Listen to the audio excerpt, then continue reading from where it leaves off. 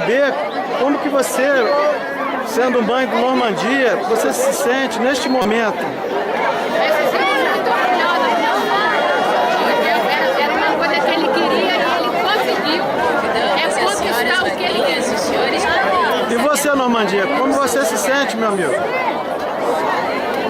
Os dois têm o mesmo nome, Normandia pai, vai. 30 anos atrás, a mesma coisa. Mesma coisa, né? E você, garoto, gente boa, fala. Satisfeito e não posso deixar de agradecer, além do meu pai e minha mãe, uma pessoa muito importante na minha vida.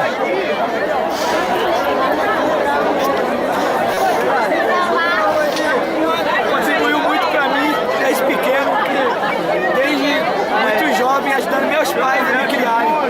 Agradeço tudo isso aos meus pais, a minha mãe e a minha tia, uma pessoa muito especial para mim. O que você tem a dizer nesse momento tão emocionante? Para ele realizar um sonho e ele conseguiu porque ele merece.